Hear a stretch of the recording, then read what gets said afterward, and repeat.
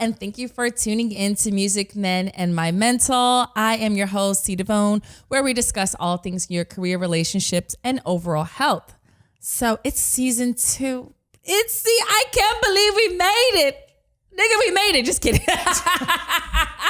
No, I am so excited to be back. And the weather has changed, the seasons and the holidays and all the good stuff. And, I'm going to always talk about a little homework. I always give a little something for us to try to thrive in our career, relationships, and overall health. See that alliteration? Try, thrive. Anyway, so, with this homework, I thought about my guest who's here today. I will let her introduce herself. But with this homework, I am challenging everyone to, when you feel something in your heart and your spirit, say, for instance, you're in at an event and you see someone and you want to say hi to that person or introduce yourself or compliment them, but you don't. Even if it's a celebrity, even if it's just someone you just do not know, or doesn't matter. One person just this week, go and say hi to them. Even if they shoo you off or whatever, just try. Because it brings me to my story where we are at an event and I see her and I'm like, this girl is so beautiful. She is just glowing in this room. Oh my goodness. And I just did not want to say hi to her because I was just like, what am I going to say? Like, hey, how are you? You look pretty. I'm like, trying to holler at me? What the hell? So, and she just was radiating, and I knew that everyone knew each other, but sometimes even though I have a big personality, I have a hard time meeting people if we're just going on one-on-one and saying hello. If we are all in a circle and like having a cipher, I'm fine. But it's just like, hey, I'm Crystal. I'm C. Devone. Yeah, y'all know. My name is Crystal. Y'all know that. So, government. Yeah. So I always had that problem, but now, my guest here today, I saw her. We did not speak to each other, and then I follow you on Instagram, and then she DMs me, and she's like, "Hey, we didn't get a chance to meet." Instantly, I was like, "It's you," and I was like, "Ah, yes!" And then we get on the phone and we're talking, and we have all these commonalities and interests. Can't speak English today. And interests, and who would have known? Just like, so I don't know. It's all about timing, yes. But I feel like that's a gift that we have, that like maybe our spirits are just telling us to say hello or hi to someone because maybe you can work with each other, you can help someone, or for instance, just make their day. Yeah. So that is the homework for this week. And that's my challenge. And let us know how it goes. You know where to find us on Music Men and My Mental, Instagram, Twitter, all that stuff. But let me introduce my guest. Hi. Introduce yourself. This is the flow coach, the Quartz Wellness, the everything, the lady in pink. Amber, introduce yourself. Hello, please. hello. I'm so glad we did our homework and we connected Right. because that would have been a huge missed opportunity because I was right. just so happy. As soon as I saw you reach out, I was like, it's her. And I knew exactly who you were. Yes. So hello, guys. I am Amber Lee Forrester. They call me the flow coach. I'm a positive psychology practitioner. We'll talk about that later. I'm a life coach. I'm a wellness advocate. And I have some really cool programs for women and for young people where I teach you how to be your best selves. So I'm sure we'll get into that a bit as well. But I am just an advocate for excellence. Advocate for excellence. Hello. I want to be excellent. And I was like, she is excellent over there, isn't she? But you were all the way on the other side of the room. Right. And I think it was almost more the geography of the room that got in our way. Right. Because I am such I'll walk over and just be like, hey girl, with a compliment. And it was funny because we were at an event talking about relationships. Right. But there were people and it felt like that missed opportunity. Like I thought about you afterwards. I thought about you afterwards. No, me too. Dang, I didn't speak to her. And then so when you reached out or when you followed me, I was like, hey, because I knew exactly who you were. And I was happy that you reached out or that you connected because I wanted to connect. And look at this. But that's just the law of attraction. It is. Like, and then to hear your background in events and doing this wellness space. Y'all, we got so Come much on, in common. y'all. We started talking. I was like, do I know you? I was like, this is my cousin. Right. I love it. So, okay. The Flow Coach. How did you even get this name? Oh my God. Okay. So I love flow. It's just my thing. And I'm also within positive psychology, for those who don't know, is the science of human flourishing. So for many, many years, psychology just got us to moderately mentally healthy. And then about 30 years ago, Martin Seligman and some other guys, some professors got together and said, okay, how do we get people to thriving? What is the science of getting people to be very successful? There were all of these self-help books, and there were books that were written about successful people and how they got there. And so they literally, a bunch of professors got together, turned it into a study, and they started to do research and actually come up with all of these hypotheses and theories about how to get people to thriving. And so that then this science was built. And so within positive psychology, I always loved flow. Like, I'm from Detroit originally. And so I'm an 80s baby, flow was like one of our words. Like, flow, And so I was like, I love that word. Like, it's just like, let the universe flow things to you. It was like a little bit of the street, and then the flower child in me just loved the word flow. I love a little sophisticated. Okay, I'm a little sophisticated. Yeah, I am. So then when I got to positive psychology and I got to the term of flow, I really connected with it. And flow is when the flow state within positive psychology is when you get into a flow where you're challenged and your skills and your strengths meet the challenge. And you just, it's like when you're in the flow, when you are up in the middle of the night and you're writing and it's just coming out of you. Or when it's an athlete and they're playing and they're not even thinking about it. They're just on automatic and they're just doing it. And it's like optimal and they're doing their best. That's what's considered the flow state. And it's also find your flow and how comparison is the thief of joy, I always say. And what is it that works for you? How do you find your flow is kind of it's my philosophy when I work with people, getting them to find out what their strengths are, what they are passionate about. And so hence the Flow Coach. I love it. So go straight into, since we're talking about life and wellness and Flow Coach, Flow and Flourish. Please tell us about this, because I'm signing up. I'm already sold before I just got the synopsis, and I'm like, okay, so tell me about this 40-day flourish. Yes. Okay. So long story short, I've been a lifelong proponent of self-help and personal development. I come from Detroit. I come from humble beginnings. Like, I look at my life and I've been very intentional about getting to where I am. I think that people see my life and they're like, oh my God, you are this, that, and the other. I travel a lot. I'm married. I have 2 kids. I'm successful. I live in a beautiful home. I love my life. I'm grateful. Thank God. But this was very intentional with a lot of hard work behind it. And so what I contribute my success to, God first and foremost, but the intentionality on my part was figuring out what I needed to do to overcome the limitations and all the roadblocks in my way and get to what I wanted, because I knew that I could have it, but I was like, what do I have to do to get there? I was afforded early in life I was a good student and I got a full scholarship to go to this amazing school, and there were all these super rich people. And I was like, how do they live that life? And this sparked something in me where I was like, wait a minute. Was this like high school or like junior, like a prep school? You had to go away, like boarding school? Not boarding school. Okay. It was a private high school, Detroit Country Day School. And if y'all know Detroit is hood. So when I went out to Beverly Hills, Michigan, which I didn't even know existed. There's a Beverly Hills, Michigan. Hello. Who knew? And I'm seeing Lamborghinis and Ferraris in the parking lot, and these are kids driving them. And I'm going to house parties and their roofs open. Listen, and that Midwest money is way different. Way different. I was like, well, what's happening here? How come I'm just getting invited to the party? And so it just became this like obsession with like, how do you get that? Especially as like African Americans, we start off at a lower set point, as they call it, than others, because our resources, our experience, and everything. So long story short, that all culminated into this like lifelong path that I've been on of how to breed excellence, how to figure out how to get there for myself when it wasn't given to me. And I've tried and done all these things that have worked. And so I knew from reading these books, I knew from my spirituality that like, okay, people can live the life of their dreams, but what does that look like when I'm trying to teach someone else to do that? Fast forward to a few years ago, I stumbled upon positive psychology. When I had done some wellness retreats, I had done some empowerment programs, and I was like, okay, I talking about this, but how do I teach other people how to do this? And I knew that, when you talk about religion, if someone is not the same religion or they're not spiritual like you are, then they feel like, oh yeah, but that worked for you, but it doesn't work for me. Right.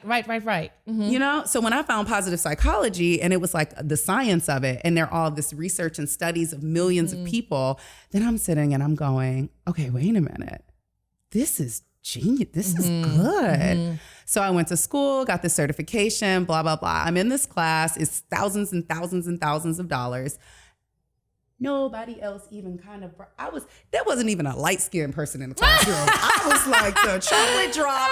And I'm sitting and I would get emotional in this class. And I'm like, we need this most and we're not here. How do I bring this to our communities? We have a lower set point, and so set point theory is you start off where you are, and if you don't put intention into it, no matter, you might have highs and lows, but you come back to the same point. But when you're intentional with the people you surround yourself with and what you pour into yourself, then you can raise your set point. So I'm like, how do we raise the bars? Set point? I'm sorry. Did you catch that word? Message. I love that. I know. I'm like trying not to rattle off too much, but I was like passionate about this. I'm like, this is genius. I'm literally sitting in class crying like, we need this. And these are programs that cost $10,000, $12,000, $35,000, and we can't get here. So how do I bring this to us? So fast forward to when I graduated from the program and I got my certification, my life coaching certification, my goal was to synthesize what I learned and turn it into a program that I could execute for women of color and children, young adults, and bring it into the schools. I was just like, my heart, my calling, my purpose, I found it, I'm here. And so over the last year, this program has taken a few different iterations. I've done a couple launches of it. I did it for free. I took it wherever I could with whoever would listen. I got testimonies and everything. And it was powerful. And people were like, oh my God, you've changed my life. Gotcha. And so here I am still doing it, about to launch this course again. So when you started, like, give me like a synopsis of like, okay, so I'm ready to apply. Boom. Does it start? When does it start again? Like, what happens? Is it every quarter? Now you you apply, what happens? Yep. Okay. So we're doing, in 2020 is the year of the woman, by the way. Did you know that? I saw you write that. It's the year of the woman. That makes me so excited. So I have at least 8 of these cohorts going next year, but people respond really well to it. We may do a few more. But when you sign up and you first take the masterclass. The masterclass talks all about, people get uncomfortable with change. And they're like, oh, I can't change. I'm stuck in my ways. So we deal with those myths right up front. Like, yes, you can. No, you don't have to be that way. No matter where you come from, because let me tell you, this polished and poised woman sitting in front of you is from the hood of Detroit. Okay. And like, it does not matter. It's all about your intention, your clarity, and your focus and your consistency. And so we start off with a masterclass that talks about how to reprogram your thinking, how to eliminate bad habits and cultivate healthier habits, because these are the foundational things. And then I talk a bit about positive psychology and what it is. Like, what is the science of human flourishing? Because people are like, that sounds good, but what is that? Right. So I talk about that as well. And so you get within this hour and a half or so masterclass all these juicy nuggets, and it's free. So that's the beginning. It's called the Flow and Flourish Masterclass. And if you choose to, you sign up for the 6-week challenge, which is the 40-day flourish. Okay. That happens after that. The 40-day flourish, I walk you through. You get 6 weeks of emails of lessons that you can do at home on your own, of exercises, applications, assessments. It's really interesting when you start to do the assessments and find out stuff about yourself. Yeah, right. I was like, wait a minute. I didn't know I was like, I had bitch tendencies. Right. Did that happen? Okay. But the self-awareness is key. Yes. And then we have weekly meetings. We have weekly virtual meetings online where we get together and we spend time discussing what it was that, what the lesson was on, what our challenges are. And then I do some group coaching and we do some masterminding. We set goals. And ultimately what you walk away with is a legend plan for your life and what the new you is going to be. And so you look at your life in every area, you take assessment of it and you get real with yourself. What do I want in these areas of my life? And then you get a group of awesome ass women who support you in getting there. You get some tools and some skills on how to get there, and then you get to talk about it and be raw with it. I like it. Okay, now when you get into the program, do you make people like set a goal of something they want to do in 40 days? I think you were mentioning that. Or like it's up to you. Or you have to come in like, I want to write a book. Like I talked about writing a book. I want to write a book, or I want to fix my credit card debt. Do you make people come in with a goal in order to like be in the program, or like what? I don't. So my style is that I don't make anyone do anything, but I highly suggest and I foster an environment for you to set goals on a weekly basis. You set, so in the masterclass, I ask people often, like, why are you attracted to this? And what is your goal? What is it that is still pulling at your heart that you're not doing and you know you need? Because we know what we need. It's just a lot of times we need somebody to call us out about it. Right. Or we need to get real with ourselves, you know? Like that book that you're about to write when we're in this. So you set goals, you set a major goal, but then you also set goals. We do what's called the wheel of life. So you look at 10 different areas of your life and how satisfied you are in those areas. And for the areas that are really missing things, like those are the areas that I ask for people to focus on, but you're going to get a little bit, this is a whole life development program. So you might be the most successful businesswoman on the whole wide world, but you might not have the relationships that you want, or you might not be balancing your work-life balance, and you may be completely out of whack because all you do is work and you don't do any self-care or replenishing for all the depleting that you do. Like, you know, we rip the Band-Aid off and we look in every area and we get real about it. I like this. Okay. So we're going to talk about that. And then you're going to express how people can sign up. Eventually we'll put that out there. Yes. All right. So with all these things that happened, was it like an experience that really led you to do this? Like, did you deal with any, you know, mental health disorders, or like, or just you just were on the internet and just wanted to help people? Did you have an experience that led you to this point? Honestly, it was how I grew up. It was just being from Detroit and then growing up. I mean, I saw the lowest of the lows and the highest of the highs. I mean, like the people I went to school with own like multi-million-dollar, billion-dollar companies. And then the people that I would go, you know, home to or be around, or even some people within my families had nothing. And I was like, what is that? Like I've always been very intrigued by how people can get so successful, especially when you hear those stories about coming from nothing. So I'm like, okay, well, so what does that take? Because like, why don't we do that as often as other people do? So, I mean, really, I've been reading self-help, spirituality, and business books since I was 15. I've known about a Jan Van Zant since I was 15 years old, okay? And fixing lives at 15 in high school, like, girl, you need to stop and get it together. No, because let me tell you, I was crazy in high school. I just needed to get myself together. And then I started to meet other people. And I think I am naturally that person that people would come to for advice. Okay. And I genuinely enjoy helping people, like empowering people, like making them realize that they're incredible. And being a business owner, and, you know, if you read my bio at all, like I did Shark Tank in 2013. And after that, I got a lot of people that would reach out to me like, can you mentor me?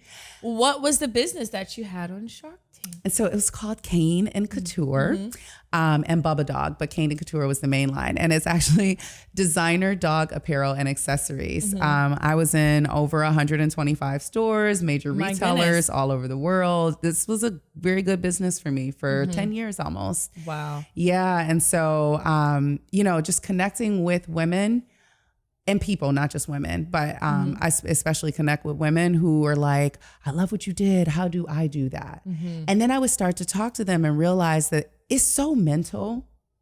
It's so much more than just having the skills or the resources. Like a lot of it, we get in our own way, our fear, our doubt.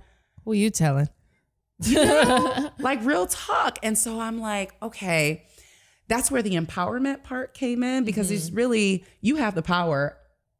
I'm just sparking it in you or reminding you of it. I'm not doing anything but asking questions or showing you your own power. But I started to realize that I was enjoying more of the mentoring than I was the business that I was in. Gotcha. So I pivoted. Okay, that's good. So the brand doesn't exist anymore? Did you sell it or? It does, but every time I get orders, I be like, God, I gotta fill this. You saw. Everyone order right now. Just kidding. So it does still exist. By the time this airs, it may not. I'm actually transferring over a lot of the people that I have a really large following there. Well, not really large, but a good size. I'm transferring them to this side because a lot of them follow me more for my business acumen and the person that I was than the product that I had. I had a bunch of people who didn't even have dogs and they were my followers. So. Like, I just love you. I don't have a dog though. So we're thriving. So, because your thing is to thrive in every area of your life. That's like what you do as a life coach, it's your passion. Yeah. So say for instance, you have a person that's just really broken. Like they just feel like they're helpless. They don't know where to even start. You know, my goals are career, relationship, overall health, to thrive in those areas. So let's start with your career. If you feel helpless in your career, you don't even know what you want to do. What is your first like push for people in that? So, Power versus Force is a really incredible book, and it lays out this spectrum of human despair to human enlightenment. And so at the lowest level is shame, and at the highest level is enlightenment. Above shame is anger. If someone can at least be angry, you got to at least be uncomfortable enough, angry enough, like something has got to push you to want change. Because I always say, like, I don't work with people who don't want change. If you want change, then I'm excited. I'm like, okay, let's do this because you're motivated. But if you have no motivation, I can't help you. So I, a lot of times I just ask a lot of questions that get to the root of why the person is feeling that way. What is it that got you there? Is it that someone told you weren't enough? Is it that after you failed, you just viewed yourself as a failure and you could never get back up? Like, what is it? And so through that kind of exploration, usually people get passionate and emotional, and then that's when I feel like I got something. Because the worst is when people just don't care, because there's nothing I can really do with that. Got you. Yeah. So in relationships, like that's great. Like, I like that. You need to change. If you don't want to change, you don't need to be here. Hey, I mean, that kind of like, probably handles all three. But what about in relationships? Like, you just can't seem to get it right. What is the first tip that you would give as a life coach for that person? To look within, because it's just so often we don't take accountability for what we're bringing to the table. So a part of the reason that it's true, we want to blame someone else or be the victim. Right. But if you are an empowered person that's ready to be awesome, you don't want to be the victim, because the victim gives the other person the power. You taking on what you can do to change is the most empowering thing you can do, because you can't change other people. You can only change yourself. So like, we have choices. So what choices did you make to get yourself in that situation? What did you decide was good enough for you? How did you lower your standards? Some people have too high standards. Well, maybe not. Or maybe that's just a standard that, because I definitely know about lowering the standards. But then there's people who are like, I want someone to be just like my dad or my uncle, or like, my ex-boyfriend 20 years ago who had XYZ. Like, sometimes it's too high as well. That's true. But then the question is, do you meet your own standards? Because then there's self-sabotage that comes into play. If you have high standards, but then within you don't feel like you meet those standards, then you're going to sabotage that relationship. Well. So we get into it. And I feel like with all of my clients, I'm just so non-judgmental. It's like, baby, I love you. It's okay. Like, because the realization that, oh shit, I fucked up. Can I say that? Yeah. Oh, okay. Absolutely. The realization that like, oh shit, I fucked up is an incredible place and a platform to spring into. But from now on, and so like, that's what I get to with people. So what is your from now on? Ooh, from now on. Because you can decide all that other stuff, that's in the past. I'm not doing that anymore. From now on, this is the new agenda. I love that. that is good. So health. I mean, I feel like that's an easier one, but I know for me, I am the ultimate procrastinator. So I have to have the bone sticking out my joint in order to go to the hospital at times. Or, I do go to therapy, which I always talk about how I do not like my therapist on the show. She got one more. Every time I'm on the show, I'm like, she got one more good time.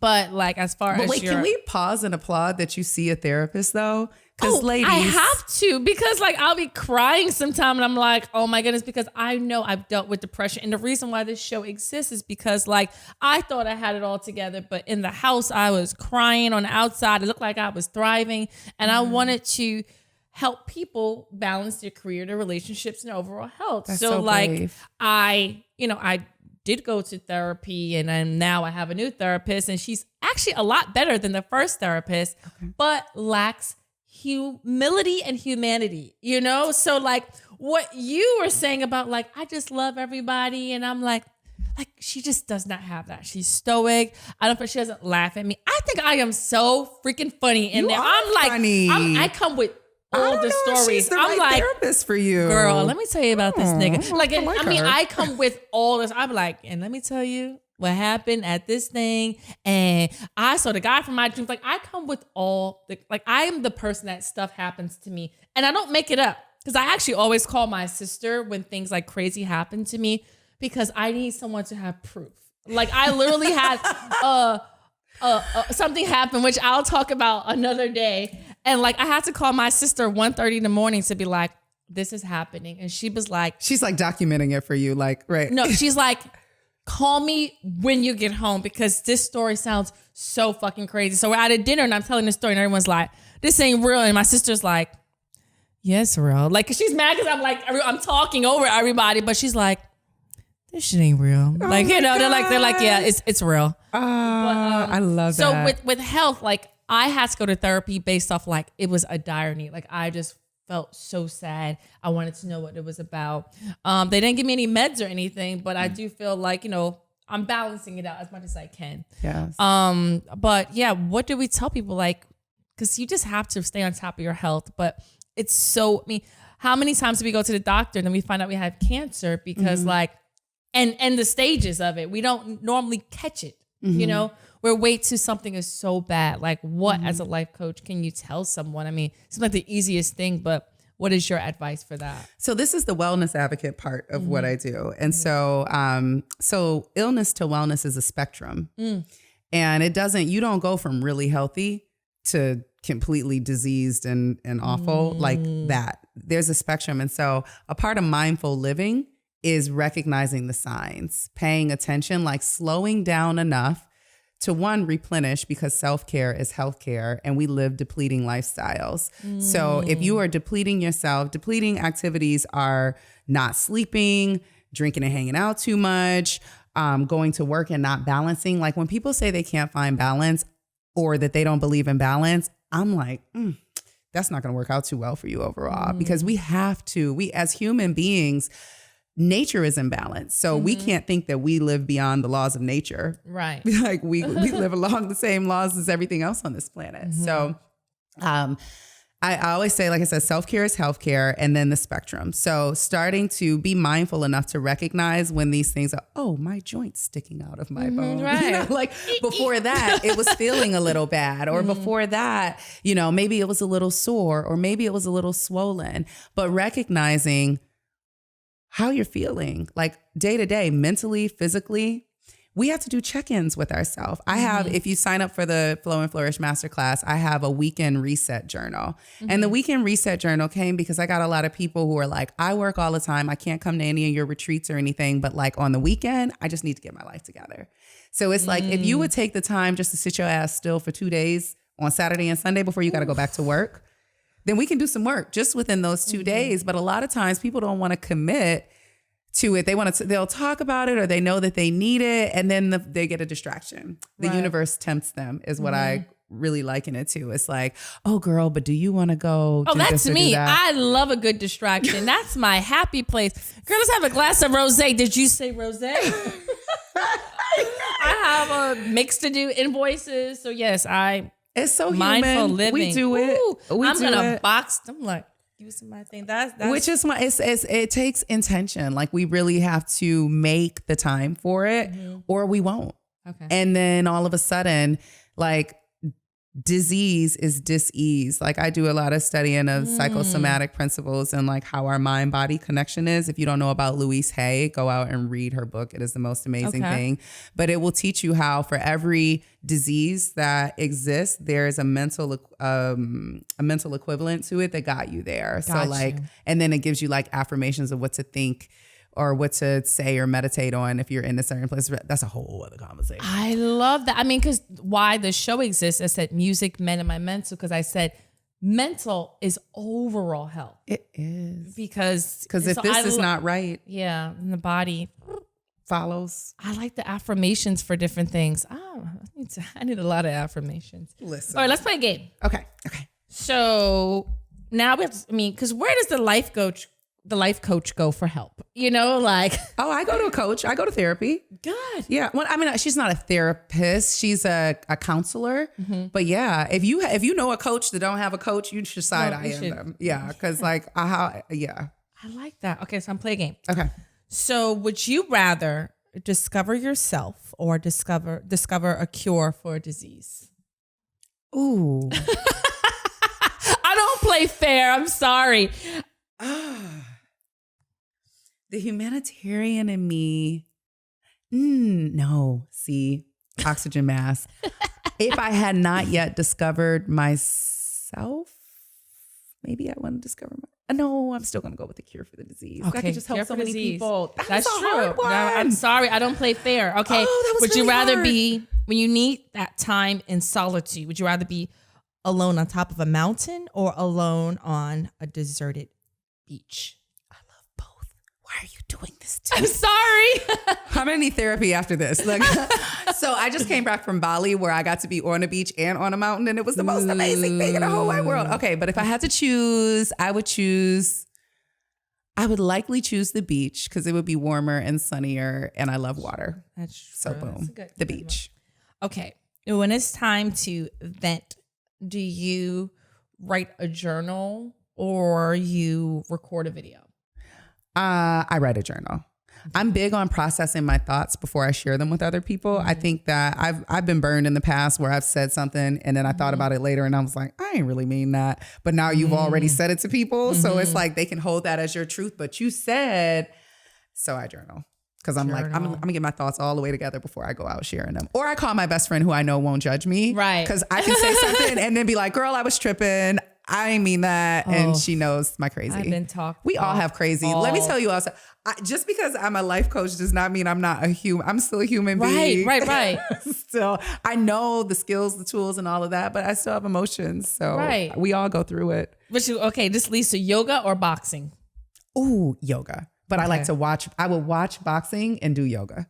Because watching yoga is not as fun. It's fun. I used to hate yoga, which is really funny. Because I used to dance. So as a dancer, if you know about dancing, it's like you want to get to the combination. The combination is at the end where you get to do the actual dance routine. Most classes are an hour and a half, and you don't dance an actual routine until the last 15 minutes. And maybe. I would be the person bumping into everybody. Yes. So before that, with yoga, I was like, oh my God, this is a whole class without getting into the routine. So I'm like, I hate it. And now I'm like, that's funny. I need yoga. I'm going to punch somebody in the face today. It helps. It brings me back to reality. It helps me out. Okay, sidebar. Can we do a dance class together? Oh my goodness, I would love to. But you can't laugh at me though. No, we can do banana skirt. If you know what banana skirt, shout out to Akina. Well, I can tell you about it. If you don't know, she started off doing these great classes and they were inspired by Beyonce. So she did a bunch of she did the Lemonade, she did all these different Beyonce music videos. And now she does all these different music video routines. So you get to so you could be in a club doing everybody mad. Hey, you could do it. It's really, really fun. Okay. Can I say that's one of my weaknesses? I have challenged myself in the last few years. I enjoy dancing now. I did not even dance at my wedding. And then I had to check myself, what did you do? I just wasn't comfortable. And the funny thing is, I have lost all my dance moves. So you were probably, Okay, I took the class and my girlfriend I went when she was like, didn't you used to dance? I'm like, I lost it. It's a muscle.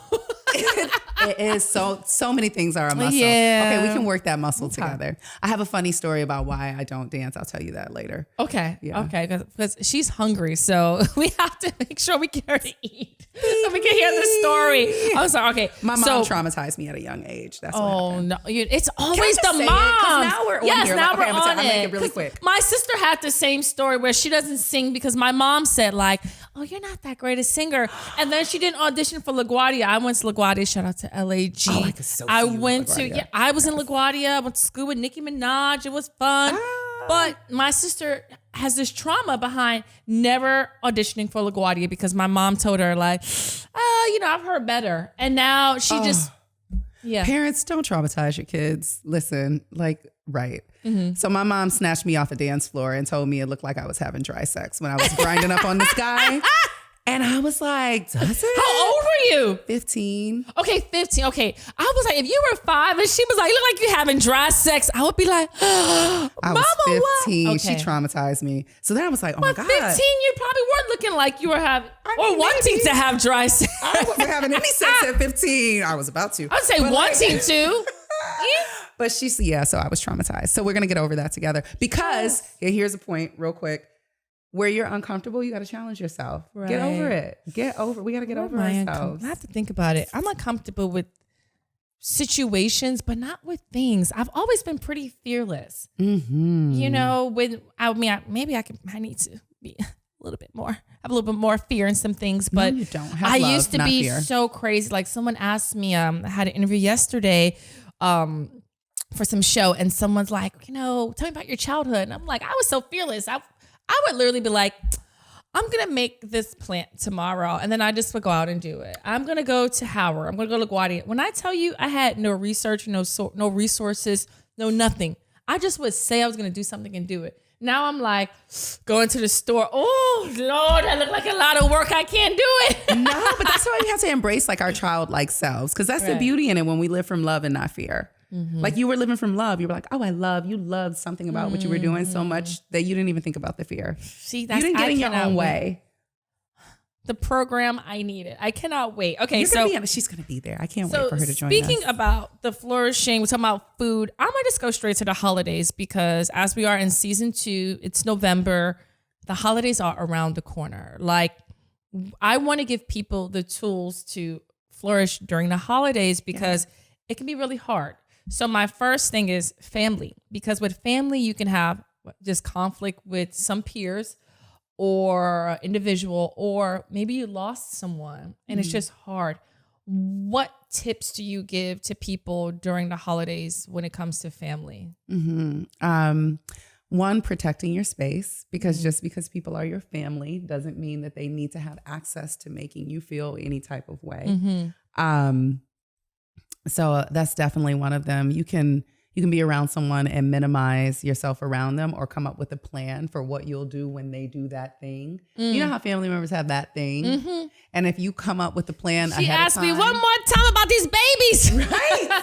Just be like, okay, when she says it, I'm going to. And so then you don't react and do something that you really regret later. So that is one thing. Another thing would be gratitude. I think around the holidays, it's just such a good time. I'm big on gratitude. Like I do within my weekly planner and my journal, I do weekly gratitude where I just give thanks because a lot of times we can get stuck on what we don't have or what we haven't accomplished. And we don't really give full gratitude or recognition for what we do have and what we have accomplished. And if you are breathing, and especially if you're like fabulous living in New York and this, like, then it's like, then you have so much to be grateful for. Absolutely. And God, the universe isn't done with you. And so just reminding ourselves of how blessed we are and what has gone right in our lives. Thanksgiving should really be about that more than it's about turkey, pilgrims, and whatever else, Wow. And especially the holidays more than giving or receiving gifts, just being grateful for what we have. Right. So opposed to saying like, my dad is annoying or my aunt is annoying, you're like, I'm thankful for them, I'm thankful that they are here. Or thankful that you have people that aren't annoying in your life to go to after you leave those annoying people. Right. It can be that. It can be whatever you need it to be. My health tip would be to lose weight in October so you can gain it back in November and December. There we go. That's what I do. I like that one. I like that one. So, marital status, like being single, that can be really hard during the holidays. That's when everyone reveals their, status. People you didn't even know half the time. Sometimes you're like, oh, this person had a whole wife and husband and kids you didn't even know. Right. But the holidays comes out and they have professional cards, and sometimes you just feel like a little sad, or maybe you're going through your own divorce, or maybe just like you're just not at a place where you are happy within your, sexual relationships or whatever type of relationships. Maybe you lost all your friends or, whatever. How do you cope during that time frame? Because I know I have personally went through that where I'm like on Thanksgiving or Christmas and I'm like, if one more person, they got the matching sweaters, the onesies, it can be really hard. So how do people deal with that? So that's not a blanket answer. Like that's tough. And it's not something that I can say this works for everybody. But so what is it that works for you? So what is it that, one, if you can use the time to reflect during the holidays, we have extra time where we're not working as much and we can do some journaling, reflection, some diving into ourselves. You may be able to uncover something of maybe I'm blocking. Like I have a friend, she's not married yet. And what she just recently recognized is that she's not coming off as available. She has this pride thing about her where she doesn't want to seem like deep down, she wants to be with someone, but she doesn't want to seem needy. So she puts on this mask of like, I got it all together. Don't walk over to me. And then now that she's recognized it and I've told her, I'm like, I agree. Men feel that from her. She's not approachable. And so it wasn't something that she really started to realize until she sat still with herself and got real with herself and was like, and also I'm all about friend interventions. Sometimes your friends have good insight that they're afraid to give you. And so, that could be a way. And again, that doesn't work for everybody because sometimes your friends are haters and they don't want to see you happy. True. Then you need to get rid of them. Yeah.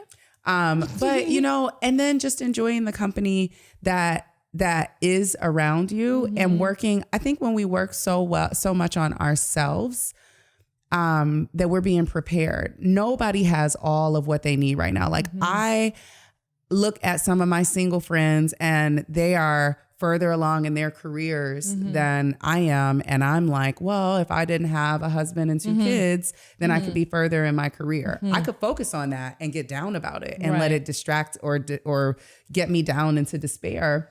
But then I focus on what I have and not on what I don't have. And planning. Like if you're uncomfortable, the most motivating thing you can be is uncomfortable.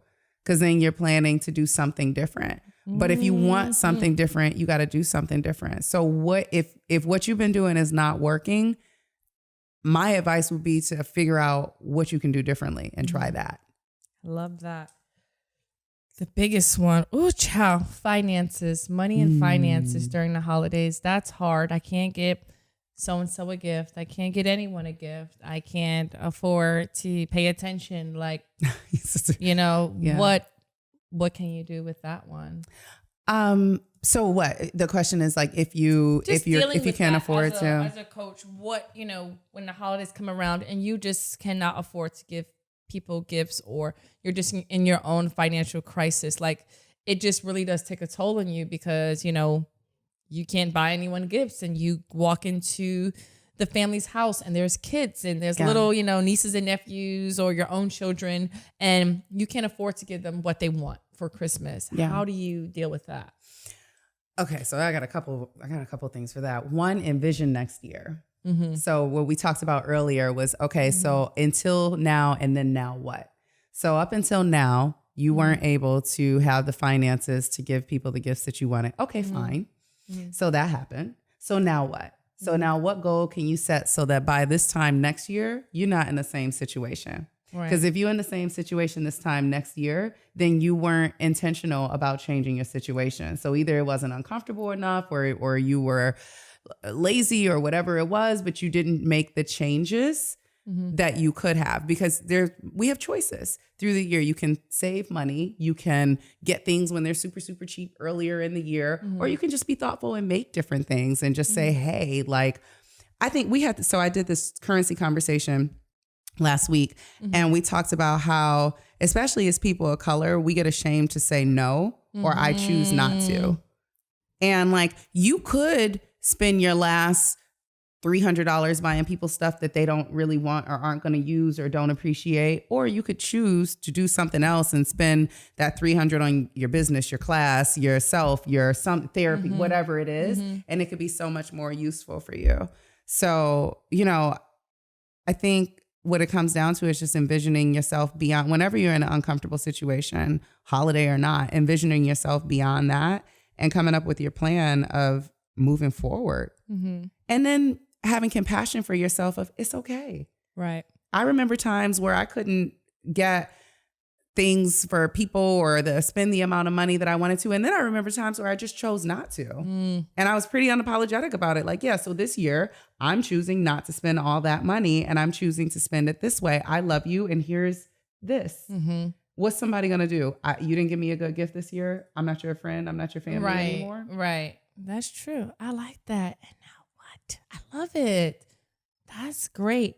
Oh my goodness. You gave some really good twos. Okay, last one and then we'll wrap up. Okay. All right. I just went all the way straight to New Year's. For New Year's, would you rather people make a resolution or set goals? Set goals. Resolutions go sour too quickly. Like a resolution, I get kind of annoyed with people in their New Year's resolutions because like by February, no one's at the gym no more. I'm trying to, this is my thing. I'm trying to January all year long. Like it's January 1st all over again. February, March, September, October, like keep going with it. So setting goals and putting timelines that take you throughout the year, looking at what do you want the next year to be like? Because a year flies by so quickly. Absolutely. So if it's that you want to be able to buy better gifts, you want to be in a different financial situation, you want to have a different outlook on relationships or where you are within your relationship, envisioning, I think we get afraid to dream as we get older. If we haven't accomplished things, we start to feel like it can never happen for us. Right. And that is like one of the main things that I talk about within my class or my online course. It can still happen for you. Don't ever give up on your dreams. Keep envisioning, because no matter what, it's moving you forward. And even if you don't reach all of your goals by the next year that you set, if you set in goals, you're further ahead than you were the last year. And if you're not, then you're usually not. So thank you.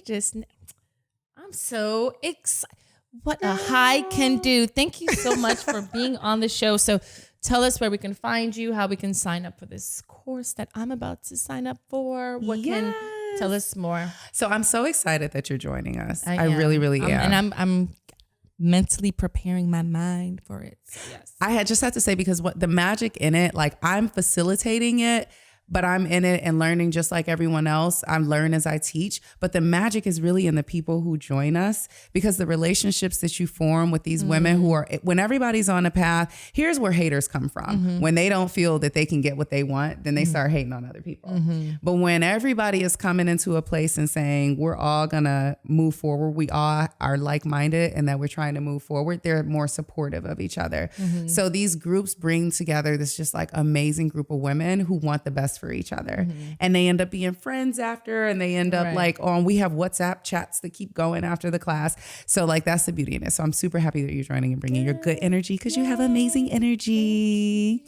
So I'll be talking about it on my Instagram, on LinkedIn and on Facebook. I am at The Flow Coach on Instagram and at Quartz Wellness as well on all social media platforms. And Flow, Flourish, and Thrive is the website to sign up for the masterclass. So the masterclass, no obligations. You just sign up and pick your time. We do them on Wednesdays. you get some good stuff. Even if you just do the masterclass, like it's such good stuff. It's like reprogramming your thoughts, understanding how to control your thoughts and not let your thoughts control you. It's so key. It's so key. And that's like the foundation for the course. But then moving into all the good stuff within the course, it's like I said, 6 weeks. We do mindset, and then we do emotional flow, social flow, career flow, and vital and vibrant. So that's your health and your vitality. And I'm just giving all types of juicy little nuggets and quick tips. I love juicy nuggets. It just sounds delicious. Like we're hungry, clearly. Juicy nuggets. I want to go eat some juicy nuggets now. So so you sign up for the masterclass, and then you have the option to sign up for the 40-day flourish. And even no matter what, you get great emails from me. I don't reach out a lot, but when I do, I'm always sending like valuable stuff. Okay, what's the website? Your Insta is what? So the Instagram is Quartz Wellness, QUARTZ Wellness, and the Flow Coach. The overall business website is quartzwellnesscollective.com. Okay. But to sign up for the masterclass, because it's called the 40-day flourish or flow and flourish. It's flow, flourish, and thrive. If you went to the website, you can find it. Even if you go to @the Flow Coach, you can find a lot of information there. So, you can. Good. You'll find my little link tree, and it'll have all that stuff. That link tree is saving lives out here. So so thank you for being on the show. Oh my God. Thank you guys for tuning in to another Music Men and My Mental. So happy to be back. Make sure you follow us on Instagram, YouTube, all those great streaming platforms. I'm Cedar Bone. Thank you, and have a blessed day. And make sure you do your homework. All right. Do your homework. And she's awesome. Can we end with a hug? She's sweet. Oh, we're my end God. With a hug and so some sweet. gratitude because she's amazing. Thank you for I didn't get having up me. because I don't like the pants I have on. Oh, please. Just all Later. this greatness. Bye. Bye.